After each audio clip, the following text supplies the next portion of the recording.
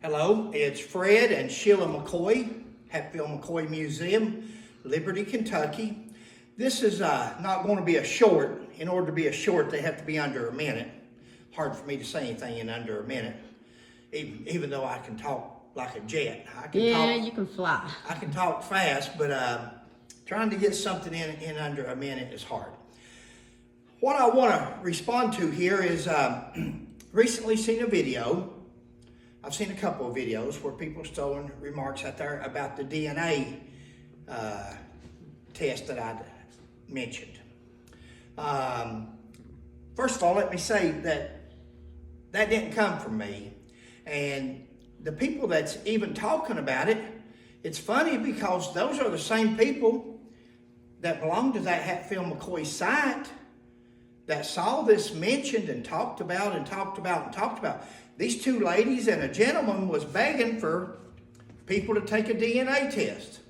They had seen something and they said that the chromosomes or something didn't compare with what they should be. I don't know. Sheila and I are not DNA experts. No. We're not anything like that. I don't even know what half that stuff is. But I know what it's like to make a good find. Just like the one fella in one of these videos, he makes some good finds, him and his wife. And when you do, there's nothing like it. It's exhilarating. Everybody loves to make a good find. My point is, if this accusation had been made against Randall McCoy, there would have been nothing said about it. No second guess and nothing. They'd be saying, hey, go get DNA tests. Go get this. Randall done this. And I don't care how this DNA test comes back on Devil Anse, West Virginia, Hatfields. I don't care. And you talk about it being a game changer. If something was wrong with the DNA and it didn't turn out like it should be, and Devil Anse is not who he was supposed to be, or something, Devil Anse is still Devil Anse. It's not going to change his character. It's not going to change his demeanor, his morals. Devil Anse was still not one of my favorite people, or I don't think a lot of people's favorite people as far as his morals and character and some of the things that he done. So it's not going to change who Devil Anse was, but would it not be interesting if for some reason he's not a Hatfield and he's from something else? Of course that would be a game changer. Of course that would be a history maker. And it very well could be. However, it very well could not be. We don't know. Right. I only brought that up because it had been mentioned and mentioned and mentioned on a Facebook page, and these people could not find nobody to take DNA tests. Now, I heard a gentleman last night say that he had 2 DNA tests. Again, I don't understand DNA tests, but I've had one also. Mm-hmm. He says he's had 2 DNA. I don't know why you would need 2, but that's fine. But he's about 4th or 5th generation. I talked to these people earlier this morning and told them that there was a man on a video, and he says that he's had 2 DNA, that they may have something to go by now.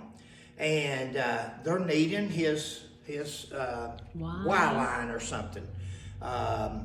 So I told them that I would make a video because I know that they're watching our videos because we watch theirs. And some of them are interesting. And they're watching ours because they're throwing puns at us. Now, I don't mind. I'm a grown man and I really don't. You can't call me much in life that I haven't been called after 40 years in law enforcement and the demeanor that I've got. So that doesn't bother me. You know what I say to that is, that's pretty good when all the corrections that Sheila and I have made, all the comments that we've made, all the documents that we've shown, everything, there was no correction. There was not one correction on that video that they could throw at Sheila and I. Only thing they could throw was asking for a DNA test and so forth like that. So that makes me think, or makes me know that what we've said and stated, other than what we've corrected on ourselves.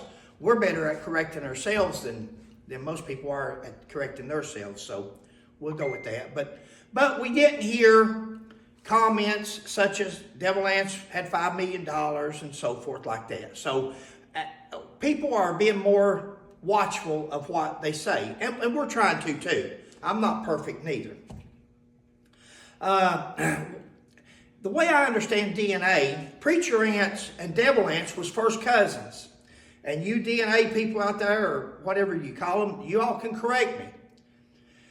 But if Devil Anse and Preacher Anse was cousins, first cousins, and then Devil Anse's offspring and Preacher Anse's next offspring would have been second cousins and third cousins and fourth cousins. And me being a descendant of Preacher Anse Hatfield, and it's showing on my Ancestry, Ancestry.com is where mine is at. That's who I tested with.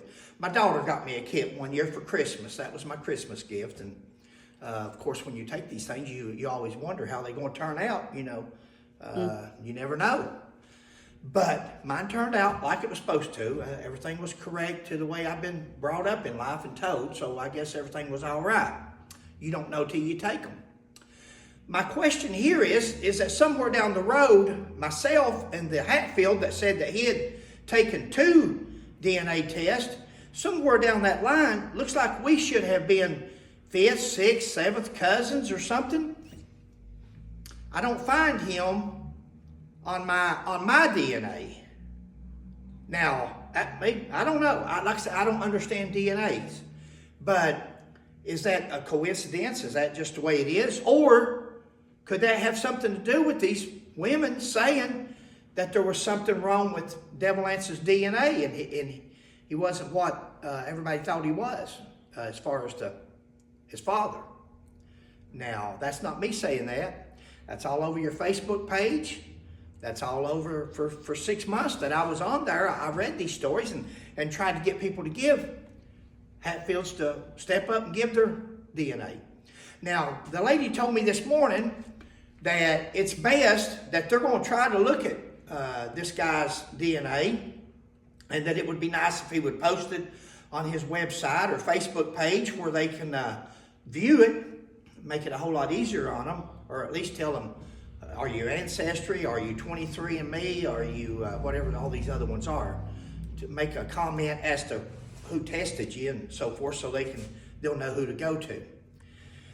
But they said it's harder the farther it goes down the line, that a son, a grandson, a great-grandson, and there are some great-grandsons. They're older Hatfields, but they're out there.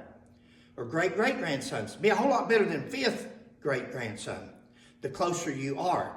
So it would still be nice if some of these older gentlemen would step up and let's put this behind us. Yay or nay, I don't really care. Like I said, oh man, I'd probably make an entire video on it, no doubt, because it would be history making. But it would be interesting to find out, and instead of just making sly remarks or things like that toward each other, I don't want to do that. I'm a grown man. But let's. The subject has come up. It didn't come up from Fred McCoy or Sheila. No. It came up on a Facebook page that a reputable author runs and owns that Facebook page, and he's on here. He knows what I'm referring to, and if you go back far enough, it should still be on the Facebook page where these women and this other guy was asking for DNA for some particular reason. They had noticed that something wasn't right. That's where we're at on that. I just wanted to address that. Again, I don't want it to seem like I'm on everything. I want to clear up history. I want to clear up some things on poor old Randall McCoy and the Kentucky McCoys and the Kentucky Hatfields. Even the Kentucky Hatfields that's been talked about and addressed wrong. But let's just clear it all up as we go. But it's nothing personal on that part. It's just like been making a big discovery. No matter how this works out, once they get the correct DNA and they can show this, if it comes out the other way and they say, hey, no, Devil Anse was this, he was so-and-so, this was his mother, this was his father, then great. we'll address that just as well as we would if it comes back that somebody's in the woodpile somewhere. And if it comes back like that, we'll address it. But I just want people to understand that it's not always about arguing or being mean. It's funny that when I ask a question of the West Virginia Hatfields or the history or anything at all, it seems like it's, he's an a-hole. He's wanting trouble. He's just wanting to stir. Why is that? And that's why the McCoys for all these years have never ever questioned, or not to any extent, because the McCoys have always been bullied. They've always been stepped on. They've always been treated like that. And it's not worth it. That's what took me so long. I waited till I retired before I'm bringing it up now, because I knew there would be backlash. And now Sheila's retiring, so now there's nothing that it can bother. Let's put the truths out there and let's see. And if they're not truths, prove us wrong. Thanks for joining us. I hope you understand